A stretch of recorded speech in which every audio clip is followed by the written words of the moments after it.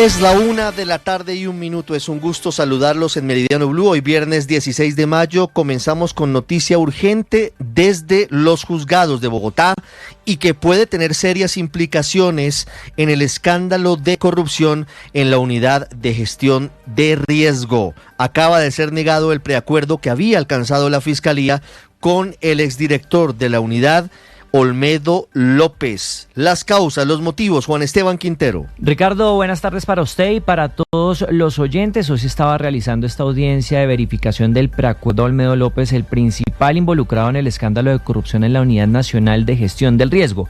Uno de los puntos más importantes que tenía este preacuerdo es que le iba a pagar 6 años y 2 meses de prisión por varios delitos, entre ellos peculado y concierto para delinquir, puntualmente por esa línea de investigación de los carrotanques en La Guajira y los sobrecostos que estos habrían generado y dinero que también se habrían apropiado. Pues a esta hora el pronunciamiento oficial que hace un juez especializado de Bogotá es negar este preacuerdo, lo que implica que deberán reformular las reglas de este documento, la Fiscalía y la Defensa, para determinar cómo se puede buscar una nueva pena. Es decir, se modificaría en principio, Ricardo, lo que es la pena en prisión, 6 años y 2 meses, pero también dice este juez que le parece bajita la multa. Escuchemos lo que había dicho Olmedo López en esta audiencia. Hoy, desde mi lugar de reclusión, yo bajo medidas de precaución extrema.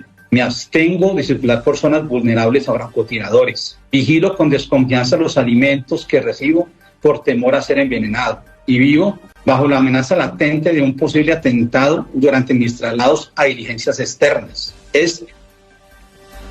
Pero es decir, Juan Esteban, Olmedo López y la Fiscalía van a tener que volver a sentarse a mirar de qué manera aumentan la pena que él debería pagar. 6 años y 2 meses le parece muy baja al juez, es decir, que va a pagar más años que esos de prisión y tendría que aumentar el pago de la multa. ¿En cuánto está la multa? Recuérdeme, por favor, porque esa es la base sobre la cual tiene que renegociar la Fiscalía con Olmedo López. Esto, no sé, Juan Esteban, además, si esto puede afectar la colaboración con la justicia de Olmedo López. Ricardo, bueno, una de las conclusiones más importantes es que se tienen que volver a sentar a negociar este preacuerdo, aumentarían esos años en prisión, y otro efecto colateral es que se empieza a retrasar también la aprobación del principio de oportunidad que está gestionando Olmedo López por las otras líneas de investigación. Recuerda usted el direccionamiento de contratos a los congresistas de la Comisión de Crédito Público que salpica al ministro de Hacienda, Ricardo Bonilla, pero también ese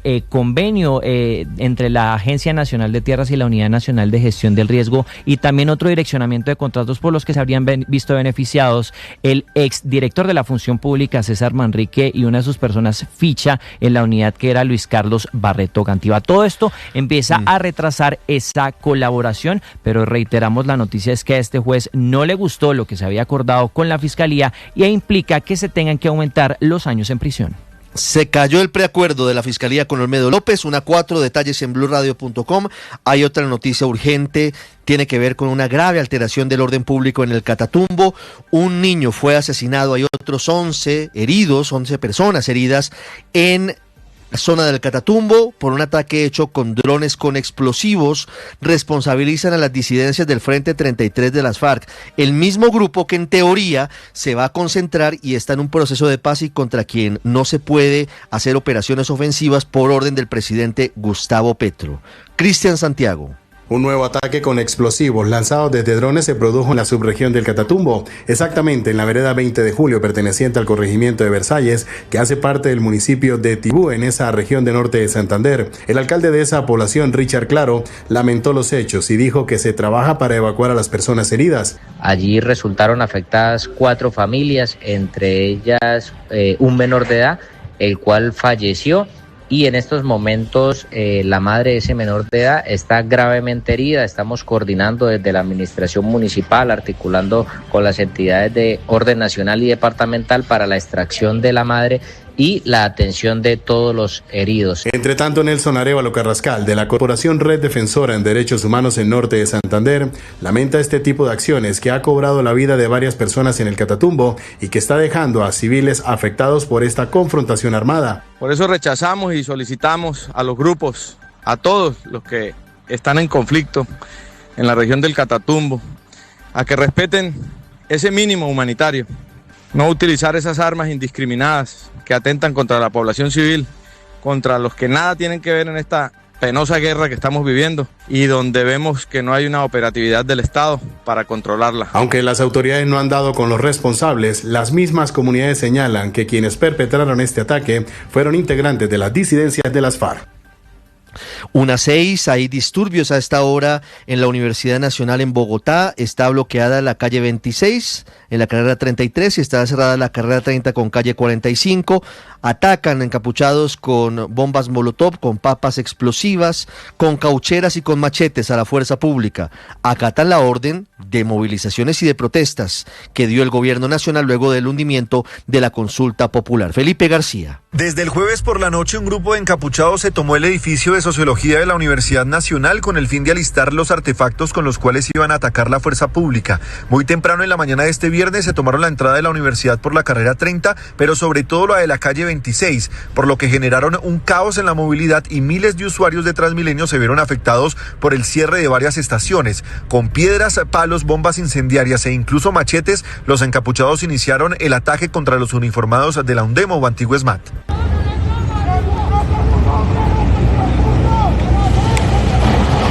El grupo de violentos encapuchados se subió incluso al techo de la entrada de la Universidad Nacional y con gritos desafiaban a los integrantes de la fuerza pública que con gases lacrimógenos, aturdidoras y tanquetas con agua los enfrentaron para evitar que se tomaran la calle 26. Incluso con machetes los violentos le hacían llamados a los uniformados para tener enfrentamientos cuerpo a cuerpo.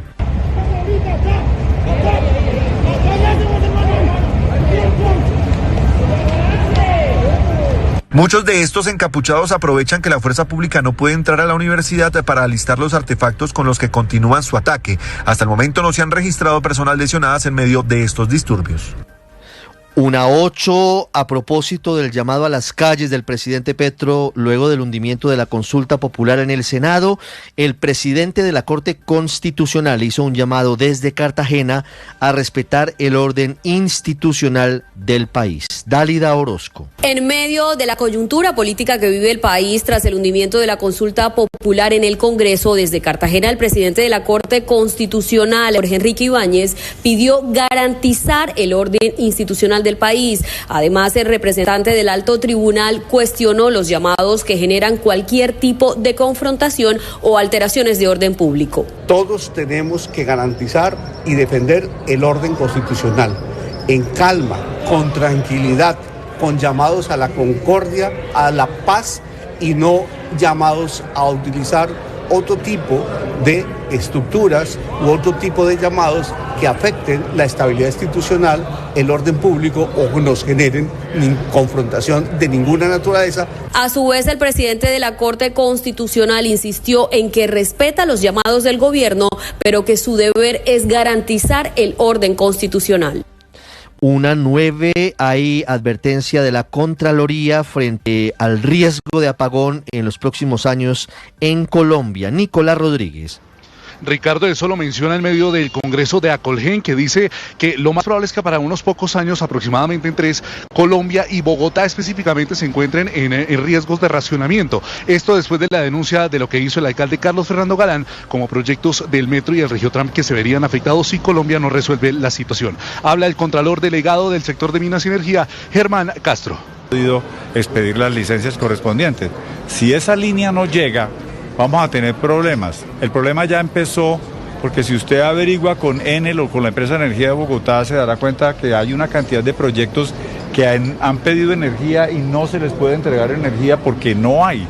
Eso ya es Ricardo, lo que dice además el contralor delegado es que la ANLA debe también priorizar la adjudicación de las licencias y tanto el Ministerio de Minas y el Ministerio de Ambiente deben gestionar los proyectos. Como en palabras de él, ya están pidiendo algunos proyectos de energía, pero como en Bogotá hay restricción, no se han podido otorgar.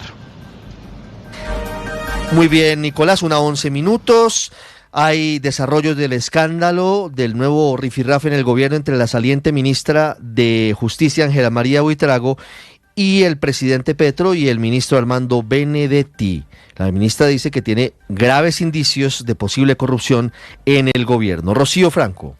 A esta hora el contacto es con la ministra de Justicia, Ángela María Buitrago. Ya exministra, pues, el gobierno nacional ha aceptado su renuncia irrevocable e irá hasta el 1 de junio. Ella ha llegado aquí a las instalaciones del Ministerio de Justicia, donde la esperó un homenaje, ella entre lágrimas, diciéndole a sus trabajadores, a los trabajadores aquí del Ministerio de Justicia, que no hay que abandonar sus convicciones, hablando del presidente Gustavo Petro con respecto a la situación que se generó con su renuncia y algunas, lo que ha llamado injerencias indebidas. Yo ya he renunciado de manera irrevocable, me cuentas tú que ya salió el decreto y sobre esa base, con el decreto en particular, cuando me lo notifiquen, dejaré el cargo, porque uno como funcionario público solamente cuando se le notifique oficialmente el decreto tendrá la condición de ex funcionario.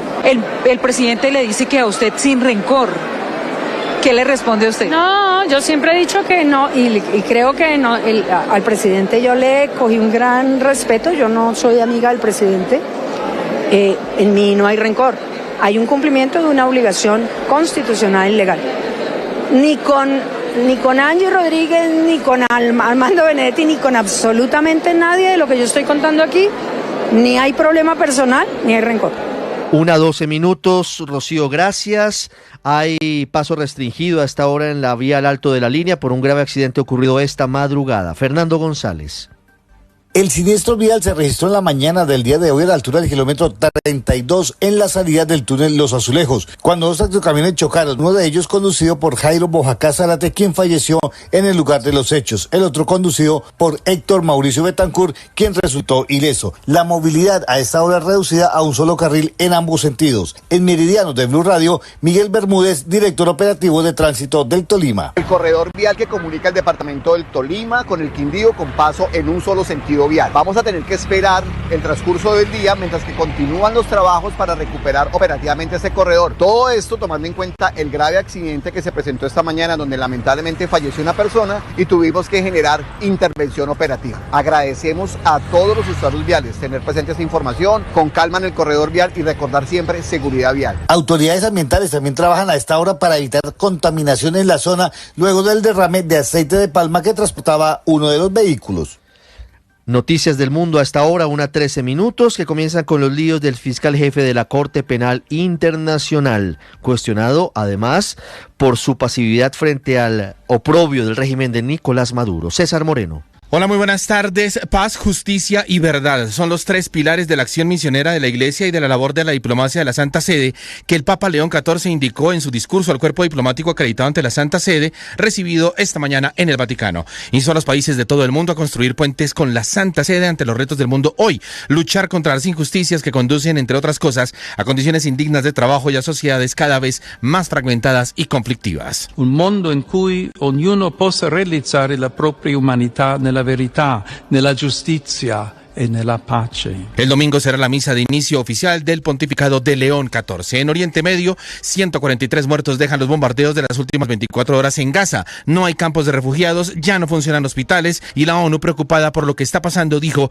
que la actual ofensiva israelí en Gaza es equiparable a una limpieza étnica. De otra parte, el fiscal de la Corte Penal Internacional, Karim Khan, investigado desde noviembre por presunta conducta sexual inapropiada contra un miembro de su equipo, cesó temporalmente las funciones de su cargo. Khan negó estas acusaciones. Y por último, Hadi Matar, el autor del ataque que casi le cuesta la vida en el 2022 al escritor de origen indio Salman Rushdie, fue condenado a 25 años de cárcel por intento de asesinato en el tribunal de Mayville. Esto es en el estado de Nueva York. Matar asestó al autor de Hijos de la Medianoche una docena de puñaladas en el rostro, el cuello y el abdomen cuando se disponía a dar una conferencia de prensa ante unas 1000 personas. Salman Rushdie perdió un ojo y la movilidad de uno de sus brazos.